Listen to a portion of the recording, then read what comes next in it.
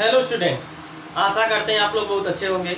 आज के इस ऑनलाइन सेशन में आप लोगों का बहुत बहुत स्वागत है। आज की इस क्लास में हम लोग कक्षा 10 की टॉपिक पढ़ेंगे, जिसमें reaction with metal and non metal, यानी कि धातु तथा अधातु के मध्य क्या अभिक्रिया होती है, ये आज की क्लास में हम लोग पढ़ने वाले हैं।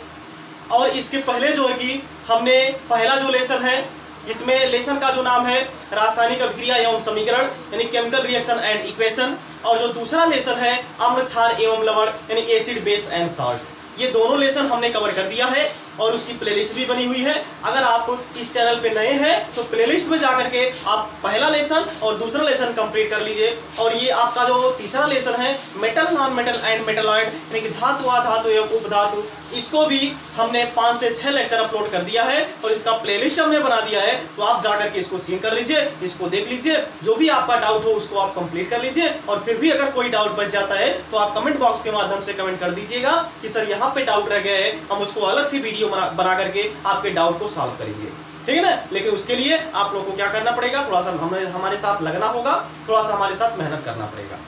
बात समझ में आ गई ना। तो अगर आप मेहनत करते हैं तो ठीक है, चलिए अब हमारे साथ शुरू हो जाइए। आज की क्लास में हम लोग पढ़ने वाले हैं reaction with metal and non metal, यानी कि रासायनिक यानी कि जो धातु, अधातु एवं उपधातु लेसन है, उसमें हमने आपको यानी कि आज हम लोग क्या पढ़ेंगे, धातु तथा अधातु आपस में अभिक्रिया कैसे करते हैं, तथा ये भी हम लोग जानेंगे कि उपसंयोजी आबंध क्या होता है। बात समझ में आ गई ना, सॉरी उपसंयोजी नहीं, आयनिक आबंध क्या होता है। बात समझ में आ गई ना। तो हम लोग इसमें क्या देखेंगे कि आयनिक आबंध क्या होता है तथा धातु तथा अधातु आपस में कैसे अभिक्रिया करते हैं, ये चीज आज की क्लास में हम लोग देखने वाले हैं, ठीक है। देखिए, जैसे यहाँ पे पहले एक चीज आप समझिए कि धातु तथा अधातु के मध्य अभिक्रिया कराने से पहले हम लोग पहले ये जान लेते हैं भैया कि धातु क्या होता है तथा अधातु क्या होता है। जब तक हम लोग ये नहीं जान पाएंगे कि धातु क्या होता है, अधातु क्या होता है, तब तक हम उसके बीच में रासायनिक अभिक्रिया कैसे समझ पाएंगे। तो इसके लिए हमको जड़ में जाना होगा, इसके लिए हमको एकदम शुरू से पढ़ना होगा, एकदम जीरो लेवल से पढ़ना होगा कि धातु क्या है, धातु की डिफिनीशन क्या है, इसकी प्रॉपर्टी क्या है, ये अधातु क्या है, इसकी प्रॉपर्टी क्या है। ये हम लोग जब जान जाएंगे तब जाकर के हम लोग जान पाएंगे कि जो धातु है वो अधातु से कैसे अभिक्रिया करता है। क्लियर ना। चलिए देखिए, तो पहले हम आपको बताते हैं कि धातु क्या होता है, क्या यानी कि क्या हम लोग पढ़ेंगे पहले कि धातु क्या होता है, यानी कि मेटल क्या होता है। देखिए, जिसको हम लोग क्या बोलते हैं भैया, मेटल बोलते हैं। क्या बोलते हैं, मेटल बोलते हैं। आपने कक्षा 6, 7, 8 में पढ़ा होगा कि वे वस्तुएं या फिर वे पदार्थ जो विद्युत धारा का चालन करती है या फिर जो विद्युत तथा उष्मा की सुचालक होती है, उसे क्या बोला जाता है भैया, धातु बोला जाता है। लेकिन ये तो पुरानी डिफिनीशन हो गई, ये तो पुरानी परिभाषा हो गई, ये आप कक्षा 6, 7, 8 में बताएंगे तो चल जाएगा। लेकिन आप कक्षा 10 में पहुंच गए, कक्षा 9 में पहुंच गए। कक्षा 9 में भी ये टॉपिक आपको मिलेगी और कक्षा 10 में तो है ही। तो कक्षा 10 में आप पहुंच गए तो इसकी डिफिनीशन थोड़ा सा अलग तरीके से आपको बतानी पड़ेगी। क्या होगी इसकी डिफिनीशन, इसकी हम पहले परिभाषा आपको बता दें, इसके बाद हम देखेंगे इसके बीच कैसे रिएक्शन होता है। देखिए, जो धातु की परिभाषा होती है कि वे तत्व या वे परमाणु जो एक या एक से अधिक इलेक्ट्रॉन त्याग कर धन आयन बनाने की क्षमता रखते हैं, वही क्या कहलाते हैं, धातु कहलाते हैं, वही क्या कहलाते हैं, मेटल कहलाते हैं। यानी कि जिसमें कैपेसिटी होती है 2 या 2 से अधिक या फिर 1 या 1 से अधिक इलेक्ट्रॉन को डोनेट करने की, वही क्या कहलाते हैं भैया, मेटल कहलाते हैं, यानी कि धातु कहलाते हैं। अब जैसे अगर हम एग्जांपल देखें, जैसे आपका ये हो गया सोडियम, इसका परमाणु क्रमांक कितना होता है भैया, इसका परमाणु क्रमांक होता है 11। अब अगर हम देखेंगे तो इसके बाहरी कोश में कितना इलेक्ट्रॉन हो जाएगा, ये हो जाएगा 2, 8 और 1, यानी कि इसके बाहरी कोश में कितना इलेक्ट्रॉन हो जाएगा, 1 इलेक्ट्रॉन हो जाएगा। अब इसके बाहरी कोश में कितना इलेक्ट्रॉन है, 1 इलेक्ट्रॉन है। तो ये क्या करेगा, 1 इलेक्ट्रॉन त्यागेगा। त्यागेगा क्यों, इसमें इसका क्या फायदा है, क्योंकि भाई सभी लोग आजकल तो फायदा देखते हैं। बात समझ में आ गई ना। तो ये भी आपका यानी कि कुछ ना कुछ फायदा होगा तभी तो ये इलेक्ट्रॉन देगा किसी को। अगर यार इसका फायदा कुछ नहीं होगा तो क्या इलेक्ट्रॉन या किसी को दे पाएगा, नहीं देगा भाई। इसमें इसका क्या जाता है, ये तो अगर इसका फायदा ना होता तो इलेक्ट्रॉन क्यों देता, क्या जरूरत थी इसको इलेक्ट्रॉन देने की। मतलब इसमें कहीं ना कहीं इसका कोई ना कोई लाभ है, कोई ना कोई इसका यानी कि फायदा है। क्या लाभ है उसको देखिए। जैसे देखिए, कोई भी तत्व होते हैं वो अपना अष्टक कंप्लीट करना चाहते हैं। क्या करना चाहते हैं, अपना अष्टक कंप्लीट करना चाहते हैं, यानी अपना ऑक्टेट कंप्लीट करना चाहते हैं। अभी अष्टक क्या है, सभी चाहते हैं कि हमारे बाहरी कोश में, ये आपका क्या होता है, बाहरी कोश होता है। ये क्या होता है भैया, बाहरी कोश होता है। सभी चाहते हैं कि हमारे बाहरी कोश में 8 इलेक्ट्रॉन हो जाए। जब 8 इलेक्ट्रॉन हो जाता है तो न्यूट्रल हो जाते हैं, यानी कि उदासीन हो जाते हैं, और वो अक्रिय गैसों के समान व्यवहार करना चाहते हैं। सभी एलिमेंट चाहते हैं कि हम अक्रिय गैसों के जैसा व्यवहार करें, अक्रिय गैसों के समान हमारा इलेक्ट्रॉनिक विन्यास हो जाए, तो हम क्या हो जाएंगे भैया, न्यूट्रल हो जाएंगे। जैसे अक्रिय गैस यानी कि नोबल गैस क्या होता है, न्यूट्रल होता है, वैसे ये भी न्यूट्रल होना चाहते हैं। इसीलिए ये क्या करते हैं, एक इलेक्ट्रॉन या फिर 2 इलेक्ट्रॉन या फिर 3 इलेक्ट्रॉन क्या करते हैं, डोनेट करते हैं, दान करते हैं। बात समझ में आ गई? देखिए अब इसके बाहरी कोश में कितना इलेक्ट्रॉन भैया, 1 इलेक्ट्रॉन है। अब अगर इसको इलेक्ट्रॉन लेना पड़ेगा तो 7 इलेक्ट्रॉन लेना पड़ेगा। क्या कोई 7 इलेक्ट्रॉन इतनी आसानी से देगा?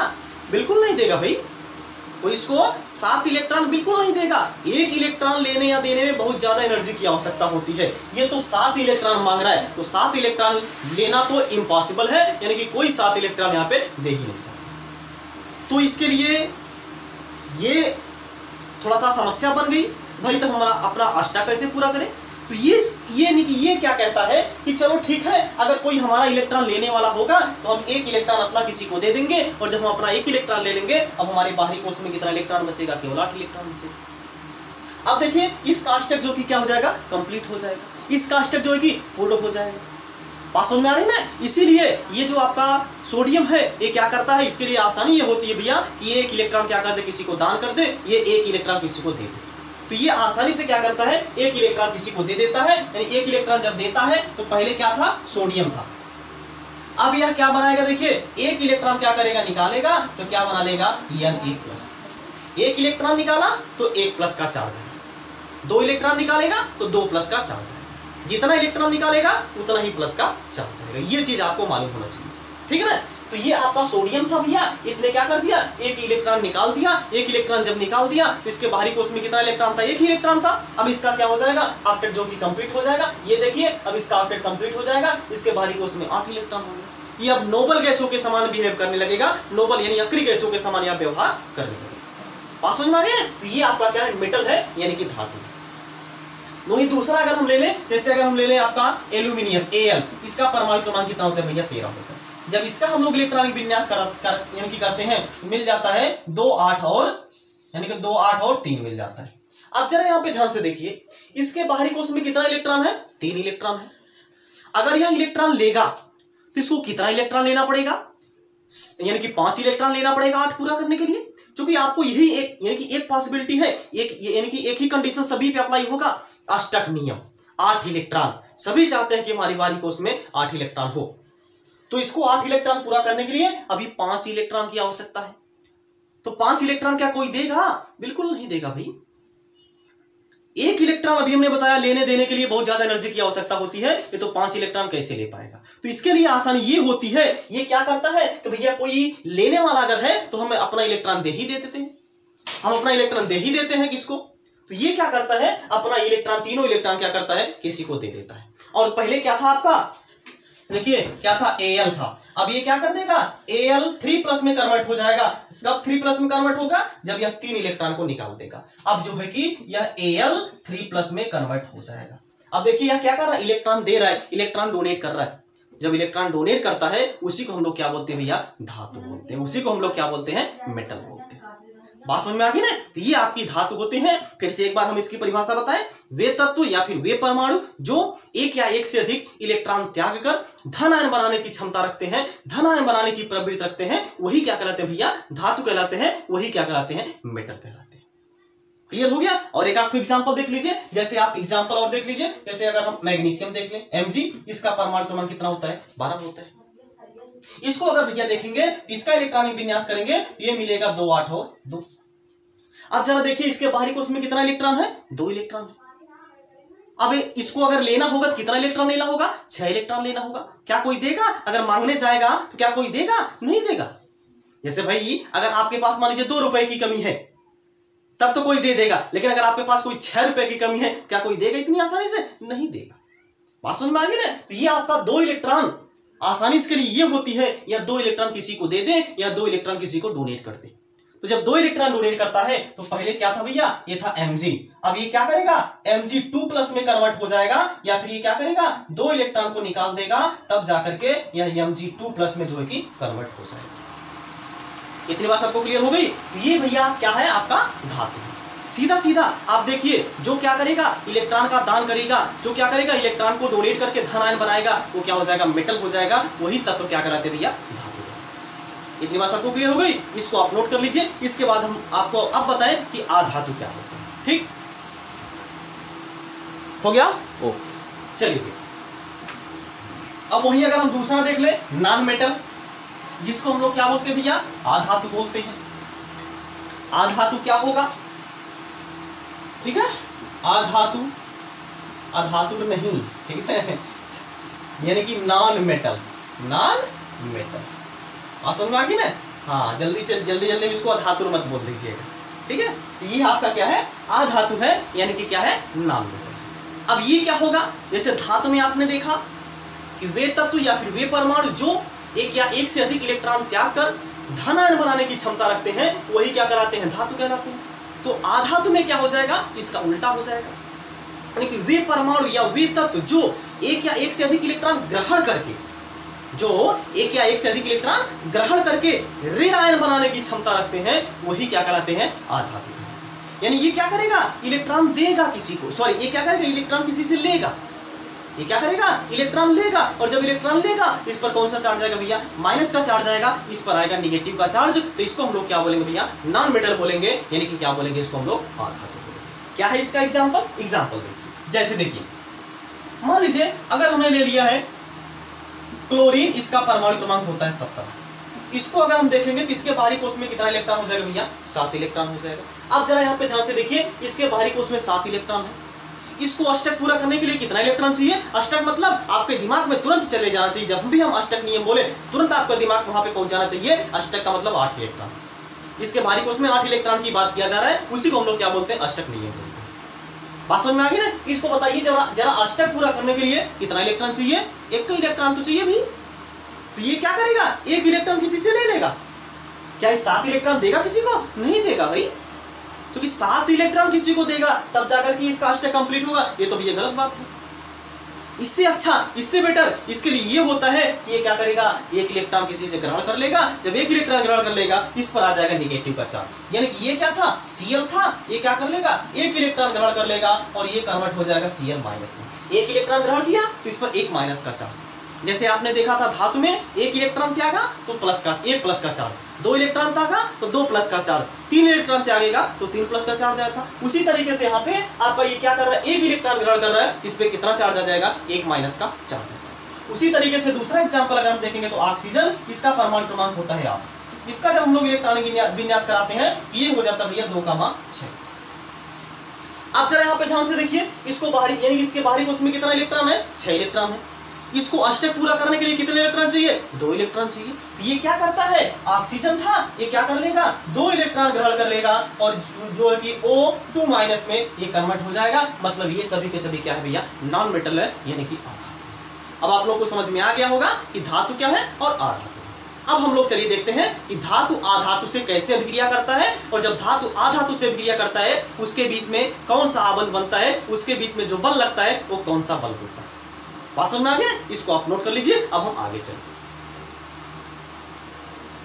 हो गया ओके। चलिए देखिए अब भैया हम लोग देख लेते हैं, आपने देखा कि धातु क्या होता है जो क्या करता है भैया इलेक्ट्रॉन त्यागता है, और आधातु क्या होता है जो क्या करता है भैया इलेक्ट्रॉन ग्रहण करता है। इतनी बात सबको क्लियर हो गई ना। अब एक चीज जरा ध्यान से देखिए, अच्छा एक छोटा सा हम और आपको थोड़ा सा ट्रिक बता दें, नियम बता दें कि अगर जैसे हम कैसे पहचानेंगे कि ये क्या होगा धातु होगा। तो एक चीज अगर आप ध्यान से देखिए, अगर किसी के बाहरी कोश में, अगर किसी के बाह्यतम कोश में 1 से 3 इलेक्ट्रॉन है, यानी कि 1 है 2 है या 3 इलेक्ट्रॉन है, तो क्या करेगा इलेक्ट्रॉन त्यागेगा। वो क्या करेगा इलेक्ट्रॉन त्यागता है। इलेक्ट्रॉन क्या करता है भैया त्यागता है, और जब इलेक्ट्रॉन त्यागता है उसको हम लोग क्या बोल देते हैं, उसको हम लोग क्या बोल देते हैं भैया धातु बोल देते हैं। ये बहुत बढ़िया ट्रिक है, आपको याद रखनी चाहिए, ताकि आप लोग कहीं भी कोई भी भैया पूछ ले कि बताओ एक एलिमेंट आपको एक सामने रख दिया जाए और बोला जाए बताओ ये धातु है क्या धातु है, तुरंत आप एग्जैक्टली इसको बता दिया करिए कि अगर इसके बाहरी कोश में निकाल लेंगे 1 इलेक्ट्रॉन है कि 2 इलेक्ट्रॉन है 3 इलेक्ट्रॉन है। अगर इसके बाहरी कोश में 1 है, 2 है या 3 इलेक्ट्रॉन है तो ये क्या हो जाएगा भैया, इलेक्ट्रॉन त्यागेगा। इलेक्ट्रॉन त्यागता है उसको हम लोग क्या बोलते हैं, आधातु बोलते हैं। बात समझ में आ गई ना। इसी तरीके से अगर किसी के बाहरी कोश में, अगर किसी के बाह्यतम कोश में कितना 5 इलेक्ट्रॉन है, 6 इलेक्ट्रॉन है या 7 इलेक्ट्रॉन है तो क्या करेगा भैया, वो क्या करेगा, इलेक्ट्रॉन ग्रहण करेगा। इलेक्ट्रॉन ग्रहण करता है, इलेक्ट्रॉन ग्रहण करता है। और जब इलेक्ट्रॉन ग्रहण करता है उसको हम लोग क्या बोल देते हैं, आधातु बोल देते हैं। उसको हम लोग क्या बोलेंगे, आधातु बोलेंगे, यानी कि नॉन मेटल। इतनी बात सबको समझ में आ गई ना। इसको आप लोग भैया कहीं पे मोटी हेडिंग लगा करके इसको लिख लीजिए, ये नोट कर लीजिए, क्योंकि ये जो है कि बहुत काम की चीज है। क्लियर ना। चलिए देखिए, अब जैसे हम कोई मेटल लेते हैं, मान लीजिए अगर हमने ले लिया भैया सोडियम, हमने क्या लिया है, सोडियम। इसके साथ अगर हम कोई आधातु ले लें, जैसे मान लीजिए आपको हमने ले लिया यहाँ पे क्लोरीन, Cl। चूंकि सोडियम क्या है, धातु है, और क्लोरीन क्या है, आधातु है। सोडियम क्या है, धातु है, और क्लोरीन क्या है, आधातु है। अब जरा ध्यान से देखिए, सोडियम के बाहरी कोश में कितना इलेक्ट्रॉन था, अभी हमने निकाला था।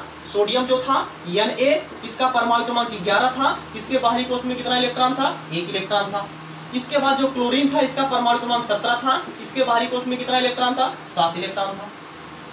इसके बाहरी कोश में 1 इलेक्ट्रॉन और इसके बाहरी कोश में 7 इलेक्ट्रॉन। इलेक्ट्रॉन को हम प्रदर्शित ऐसे कर दे रहे हैं, इसमें 1 2 3 4 5 6 7। अब जरा यहाँ पे ध्यान से देखिए, ये जो सोडियम है ये चाहता है कि हमारा 1 इलेक्ट्रॉन निकल जाए, ये देना चाहता है इलेक्ट्रॉन, लेकिन लेने वाला तो कोई चाहिए। लेने वाला यहाँ पे कौन है भैया, क्लोरीन तैयार है यहाँ पे लेने के लिए। इलेक्ट्रॉन क्लोरीन लेने के लिए तैयार है, तो क्लोरीन क्या करता है, सोडियम का इलेक्ट्रॉन ले लेता है। तो सोडियम का 1 इलेक्ट्रॉन ये ले लेगा। अब इसमें सोडियम भी खुश, क्लोरीन भी खुश, दोनों का काम हो गया। वही कहावत है ना कि सांप भी मर जाए लाठी भी ना टूटे। बात समझ में आ गई ना। यानी कि सांप भी मर जाए लाठी भी ना टूटे, वही एकदम पॉसिबिलिटी यहाँ पे बन रही है। ये दोनों आपके क्या हो गए, इसका भी काम हो गया, इसका भी काम हो गया। सोडियम को, यानी कि सोडियम चाह रहा था हमारा इलेक्ट्रॉन कोई ले, इलेक्ट्रॉन ले, इलेक्ट्रॉन वो बेच रहा।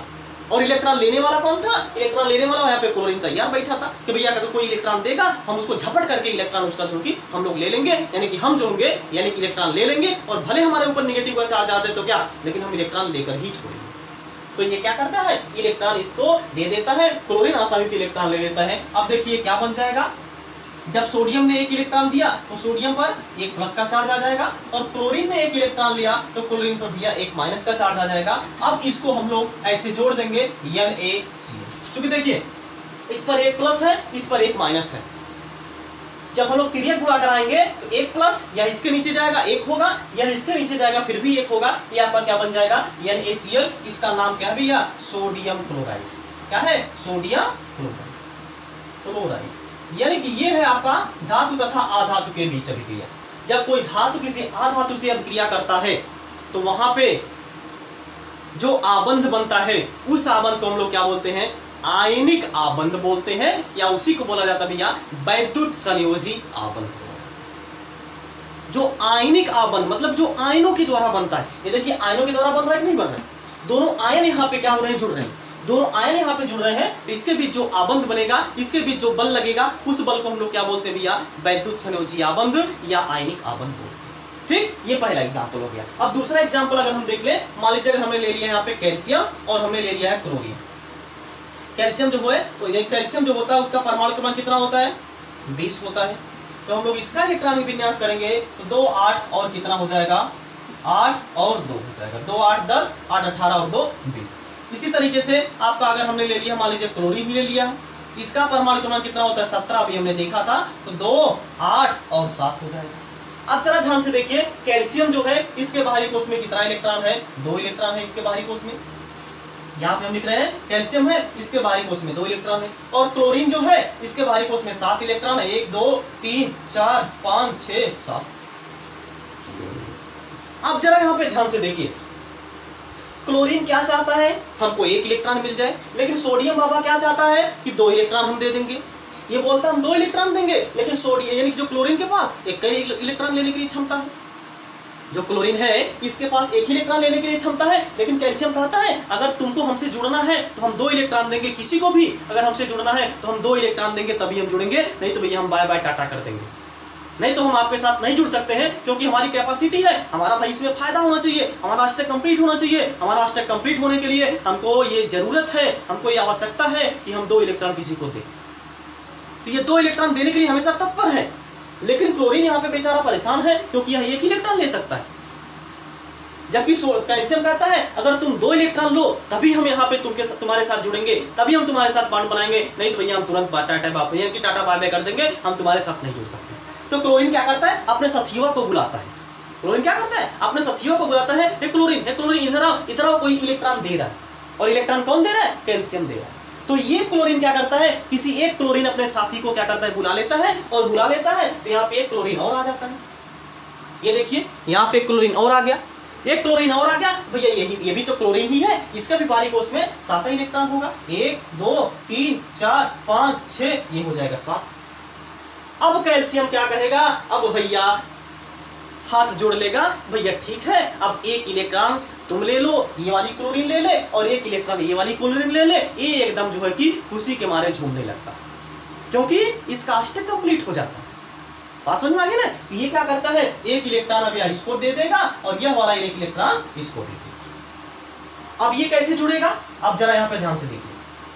Ca क्या किया है, 2 इलेक्ट्रॉन दिया है, इस पर 2 प्लस का चार्ज आ गया है।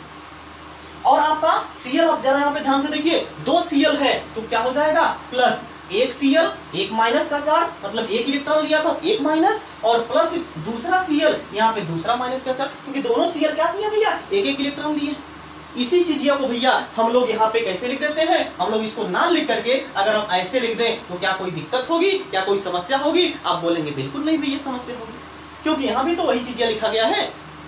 क्लियर है। अब देखिए ये जब यहाँ पे आपको बनेगा तो यहाँ पे आपका कैसे बन जाएगा, आप जरा यहाँ पे ध्यान से देखिए। इसके पास कितना है, यहाँ पे 1 है, यानी यहाँ पे कैल्शियम कितना है, 1 है, क्लोरीन कितना है, 2 है। तो यहाँ पे जो बन जाएगा फार्मूला Ca और Cl कितना है, 2, Cl2, ये आपका बन जाएगा। इसको बोलते हैं भैया calcium carbon, sorry calcium chloride बोलते हैं। क्या बोलते हैं इसको, कैल्शियम क्लोराइड बोलते हैं। इसके बीच में भी जो आवन बना है ये आयनिक आवन बना है, क्योंकि यहाँ पे देखो ये दोनों आयन है, यही दोनों आयन भैया यहाँ पे आपस में जुड़ रहे हैं। इसी को हम लोग क्या बोलते हैं भैया, आयनिक आवन बोलते हैं, या इसी को हम लोग क्या बोलते हैं भैया, वैद्युत संयोजी आवन बोलते हैं। ये एग्जाम्पल आप लोग नोट करिए, इसके बाद हम और कुछ एग्जाम्पल कराएं ताकि आप लोग का जो भी डाउट है वो क्लियर हो जाए। ठीक है, हो गया, ओके। चलिए अब हम और एग्जाम्पल लेकर के चलते हैं। जैसे अगर हम कोई अगला धातु ले लें, क्योंकि देखिए हम लोग धातु और अधातु के बीच अभिक्रिया देख रहे हैं।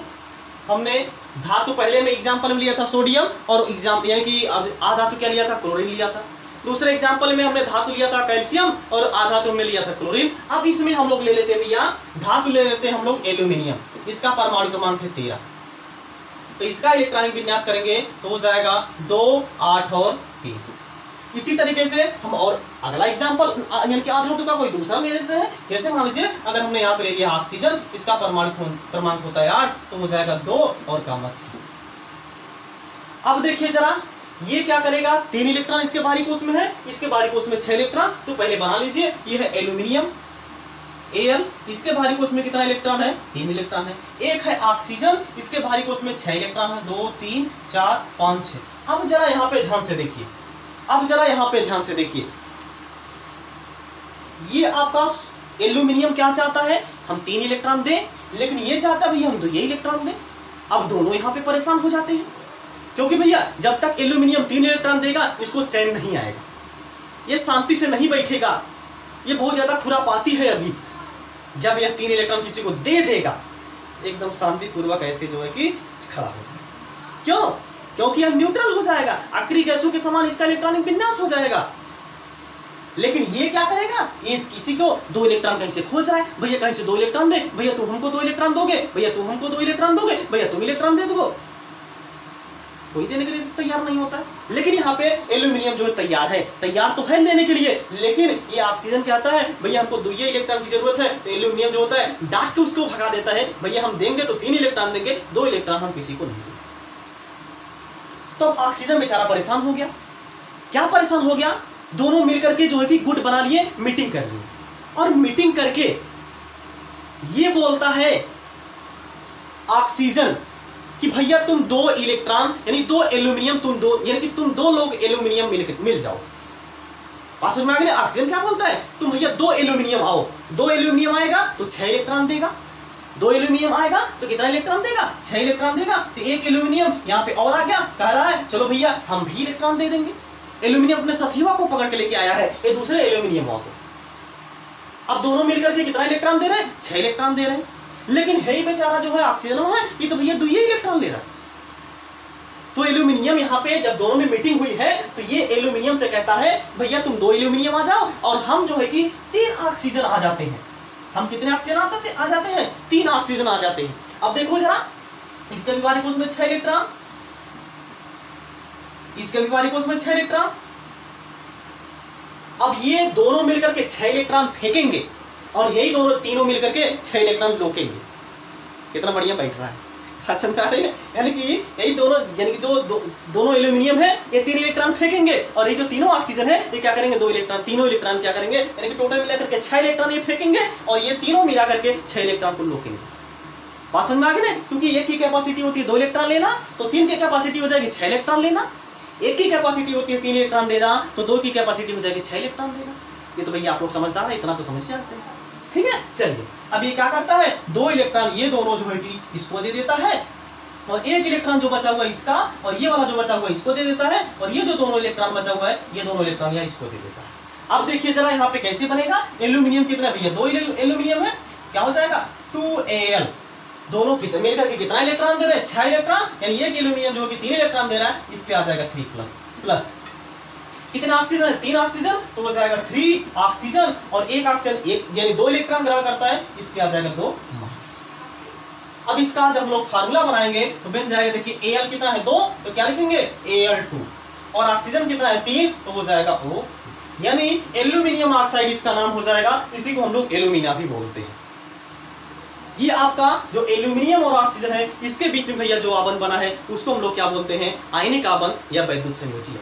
ठीक है ना? ये अब आप लोगों को समझ में आ गया होगा, अब आप लोगों को कंफर्म हो गया होगा कि आयनिक आबंध या वैद्युत संयोजी आबंध क्या होता है, या फिर जब कोई धातु किसी अधातु से अभिक्रिया करता है तो क्या होता है, या फिर कैसे अभिक्रिया करता है। ये आज की क्लास में हम लोगों ने पढ़ा। एक बार आप इसको नोट कर लीजिए, इसके बाद हम ये वीडियो यहीं पे समाप्त करेंगे। हो गया? ओके, तो आज की क्लास में बस इतना ही। तब तक आप लोग ये वीडियो जो है कि अपने सभी मित्रों के साथ जरूर से जरूर शेयर करिए और अगर आप इस चैनल पर नए हैं तो चैनल को सब्सक्राइब करके बेल आइकन को जरूर प्रेस कर लीजिएगा, ताकि जो भी हम वीडियो अपलोड करें आप लोगों को उसका नोटिफिकेशन मिलता जाए। ठीक है, तो अपना नोट्स जो है कि अगर नहीं कंप्लीट है तो कंप्लीट कर लीजिए। पिछला वीडियो अगर आप नहीं देखे हैं तो उसको देख लीजिए। अगर आप पहला चैप्टर आप लोगों का नहीं कंप्लीट है तो पहला चैप्टर कंप्लीट कर लीजिए, प्लेलिस्ट हमने बना दिया है। दूसरा चैप्टर अगर आप नहीं पढ़े हैं दूसरा भी कंप्लीट कर लीजिए, जो कि आपका क्या है, आपका अम्ल क्षार एवं लवण है। और पहला आपका क्या था, रासायनिक अभिक्रिया एवं समीकरण। ये तीसरा लेसन हम लोग पढ़ रहे हैं, धातु अधातु एवं उपधातु। इसको भी हम कंप्लीट लेक्चर आप लोगों को प्रोवाइड करवाएंगे। तो आप लोग जितना पढ़ाया जाता है उतना ध्यान से पढ़ा करिए और अगर कोई डाउट हो तो उसको कमेंट बॉक्स में कमेंट कर दिया करिए और ये कमेंट बॉक्स के माध्यम से जरूर बताया करिए कि आप लोगों को वीडियो कैसा लग रहा है या फिर समझ में आ रहा है कि नहीं समझ में आ रहा है। और शेयर करना भैया ना भूलें। ठीक, इसी के साथ हम लोग मिलते हैं नेक्स्ट क्लास में। तब तक आप लोग जहां रहिए, स्वस्थ रहिए, मस्त रहिए और अपने माता पिता का ख्याल रखिए। जय हिंद, जय भारत।